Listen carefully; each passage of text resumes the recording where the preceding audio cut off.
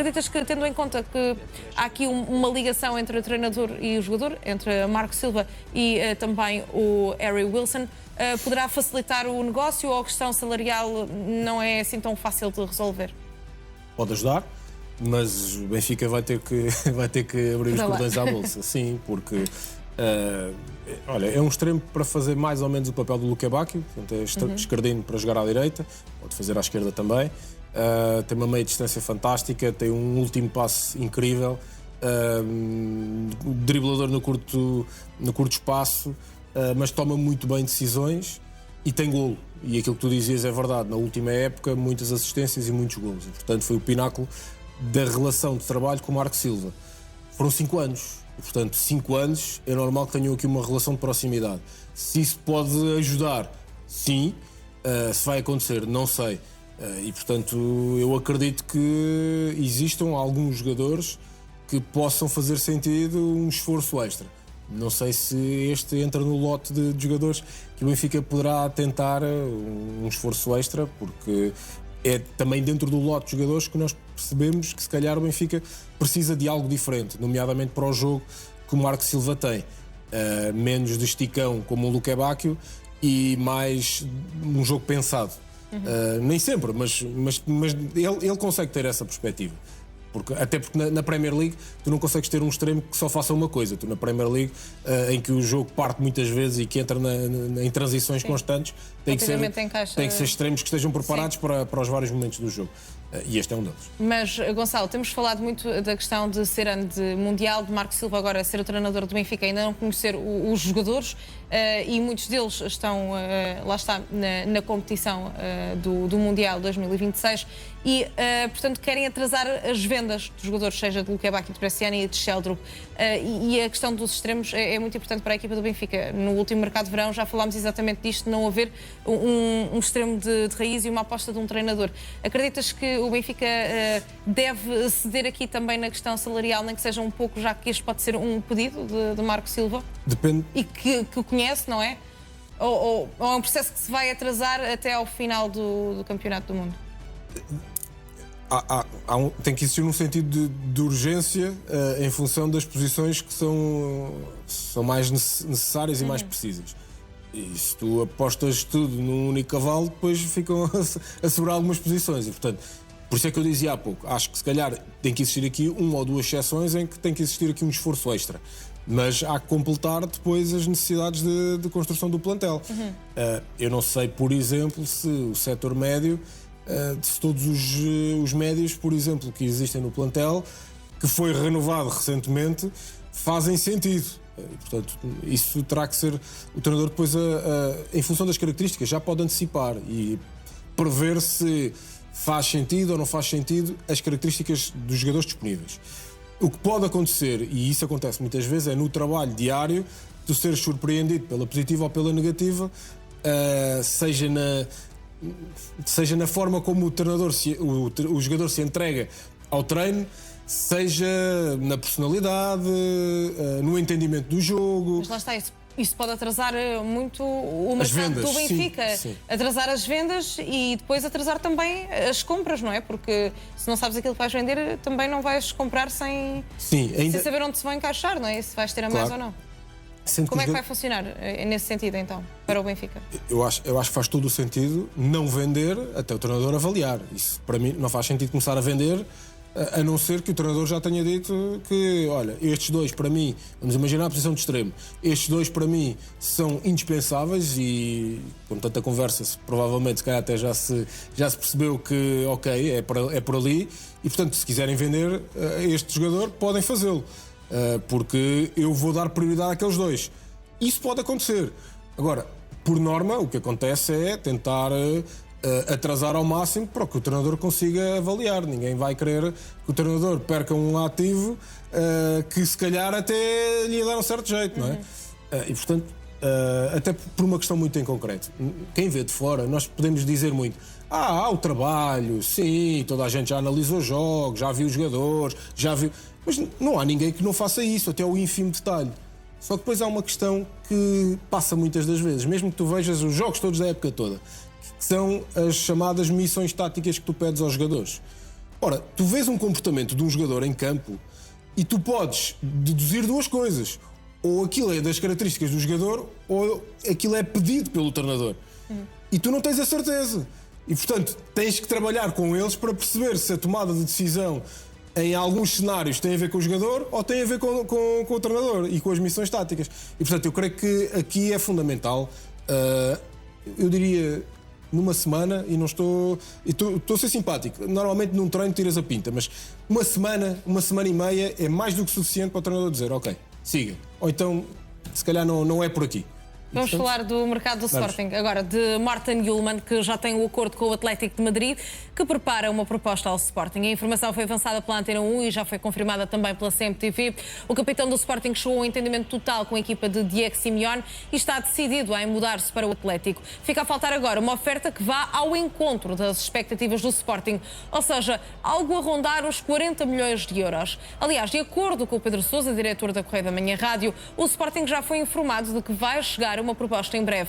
Recorde-se de que foi um alegado interesse do Atlético de Madrid que motivou uma polémica em Alvalade durante o mercado de janeiro. Na altura, Morten Hjulmand ficou mesmo de fora dos convocados de Rui Borges. Gonçalo Monteiro, acreditas que o Sporting vai facilitar na saída de Morten Hjulmand? Os 40 milhões vão ser suficientes para Frederico Varandas? Pois, não sei, mas esta é o tal... É tal questão que já aqui debatemos muito em função de, a meu ver, o Sporting tem feito mercados espetaculares, o Sporting tem conseguido ter encaixes financeiros incríveis, mas eu acho que este aspecto em concreto não tem resultado bem. E tem-se criado novelas. E eu não estou a dizer isto só pelo achómetro. Existiu uma novela com o Gyökeres, existiu uma novela que era impensável porque não é feito do mesmo... Não tem o mesmo sangue, não é feito da mesma matéria. Com o Hjulmand seria impensável e também aconteceu com o Hjulmand. E, portanto, a meu ver, os tais acordos de cavalheiros deixam de ser cavalheiros ou deixam de ser acordos de cavalheiros quando se tornam públicos. E, portanto, isto só faz sentido tu teres um acordo que não é escrito quando as duas partes acordam em olha, tu podes ter este valor, por exemplo, dos 40 milhões na tua cabeça, mas a partir do momento em que for público eu vou negar. E vou negar. E, portanto, porque senão vai desvalorizar o ativo. Porque repara, o Hjulmand, se é verdade que tem o Real Madrid à perna e tem o Atlético de Madrid à perna, porque é que 40 milhões basta? Se calhar deixar estes dois emblemas discutir um bocadinho, fazer propostas e se calhar o valor vai ser inflacionado. Agora, se ambos já sabem que 40 milhões chega, não vou oferecer acima disso, não é? Mesmo tendo outro adversário, a não ser que andemos ali, um oferece 41, outro oferece 42, outro oferece 43, andamos ali. Mas este é o meu ponto. Eu na altura recordo-me, tivemos aqui várias discussões, eu até estava aqui à procura, eu escrevo muitas coisas, estava aqui à procura das minhas notas, e eu recordo-me que foi dito muitas vezes que isto tinha sido obra de um empresário do Senticaia a aparecer com um Atlético de Madrid que não correspondia à verdade, né? Afinal parece que corresponde a qualquer coisa, há mesmo um interesse. E portanto não sei se era tanto a mão do empresário ou se era mesmo o Hjulmand e legitimamente, atenção, legitimamente a querer olhar para uma proposta Gonçalo, diferente. já vamos voltar à conversa, temos muito para falar sobre o mercado também de José Mourinho, que ainda não fomos ao tema em concreto de José Mourinho, mas para já a Maria do Rosário Ramalho, Ministra do Trabalho. Gonçalo Monteiro, acreditas que a questão salarial foi um dos fatores que fez José Mourinho nem sequer responder à proposta de renovação de Rui Costa? O próprio José Mourinho que disse que era uma excelente proposta. Não acho. Não acho, até por outro motivo, é porque Mourinho não sabia que essa super proposta vinha a surgir em março. E, portanto, em março disse e lançou a escada: se Rui Costa quiser, eu assino sem alterar uma única vírgula. Ou seja, com as condições que tinha à data e não com as futuras condições. Portanto, a questão financeira nunca entrou sequer na equação. Nunca. Portanto, Rui Costa podia oferecer o que quisesse, nunca iria lá chegar. Mais do que isso. E é aqui que eu acho que não faz sentido. É todo este processo. Existisse a cláusula, não existisse a cláusula. Existisse um salário de 10, 15, 20 milhões para Mourinho. Se surgisse o Real Madrid, iria dizer não. Não. e portanto, ao contrário do que tinha dito que se pode dizer não ao Real Madrid, acabou por não o dizer. E portanto, mesmo se tivesse respondido afirmativamente em março e tivesse renovado por mais 2 anos, a cláusula se tivesse extinguido, o Real Madrid batia à porta e Mourinho não ia. Não acredito. Aliás, tem sido unânime aqui nas nossas conversas que iria sempre. E portanto, acho que os valores financeiros, até porque, como eu te disse há pouco, é normal que um Real Madrid pague mais que um Benfica, mas nem sempre o valor salarial ou o pagamento das cláusulas correspondem à competitividade inerente das últimas temporadas. Tem a ver com o mercado, tem a ver com, ok, quero este perfil, quero este treinador e, portanto, sou disponível para pagar, independentemente de, se calhar, existirem mais 100 clubes que não querem, ou existirem mais 2 ou 3 que querem, mas que não estão dispostos a pagar, e se calhar há um na Arábia que até dá mais 20 ou 30 em cima. Portanto, tem a ver mais com o mercado em si do que a correspondência ao teu valor real. E não tem nada a ver com o Real Madrid. E, portanto, não. A resposta é não tinha nada a ver com a proposta. O Rui Costa poderia ter oferecido mundos e fundos que eu não acredito que José Mourinho aceitasse. Bem, entretanto, vamos falar de Diogo Costa também, que está no topo da Europa e foi decisivo para a conquista do título do Futebol Clube do Porto.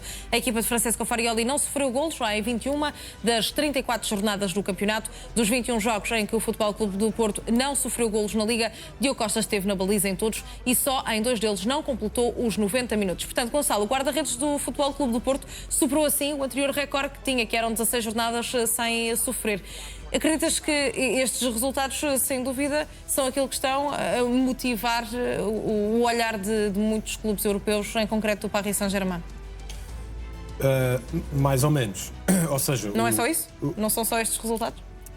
Não, mas eu explico rapidamente porquê. Porque a consistência defensiva não tem só a ver com o guarda-redes. Portanto, eu não consigo correlacionar uma equipa que sofre poucos golos, isto é um super guarda-redes, não. Pode começar num super avançado que defende muito bem, pressiona muito bem e depois por aí fora. Ou seja, mérito da defesa como um todo, da equipa como um todo no comportamento defensivo. Principalmente os centrais, Bednarek e Kivior. A equipa como um todo, ou seja, o comportamento defensivo foi exímio e portanto isso fez muito sentido, nomeadamente o defender um bocadinho mais alto.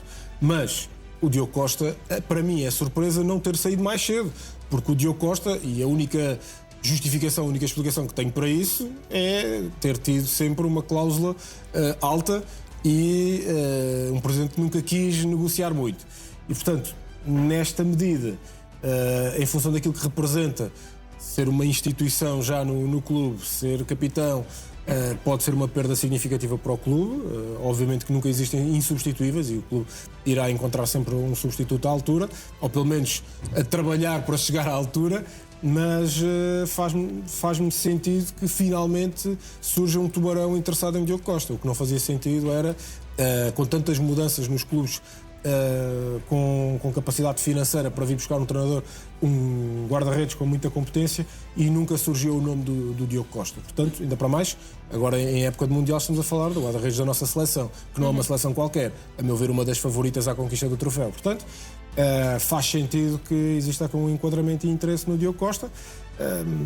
O Porto também investiu muito, é verdade que tem aqui o dinheiro da Liga dos Campeões, mas o investimento também foi grande. Não sei, face à necessidade de vender 1, 2, 3 jogadores, se o Diogo Costa não será um desses, mas por outro lado, e olhando a perspectiva do jogador, é merecido. Face àquilo que tem feito, é merecido. Alguns comentadores diziam aqui nos últimos dias que Diogo Costa foi o melhor jogador, não guarda-redes, o melhor jogador do campeonato. Não partilhas essa opinião, então?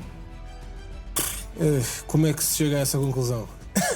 Isso é uma análise qualitativa. E quando as análises são qualitativas, cada um pode ter a sua opinião, cada um pode ter o seu olhar. O que eu posso dizer é que tem correspondido praticamente sempre àquelas que são as exigências e, portanto, é um jogador que tem tido uma regularidade grande. Estamos a falar de 5, 6 épocas, sendo que na primeira não foi um titular absoluto, mas das últimas 5 sim, titular absoluto no Futebol Clube do Porto, e de formas de jogar diferentes, portanto ele adaptou-se sempre. Gonçalo Monteiro, muito obrigada pela tua companhia nesta edição do Mercado Now. Exatamente, há uma nova edição, à tarde vai para o ar às 4 horas, sem mesmo a não perder, com novidades relativamente ao contrato de Marco Silva.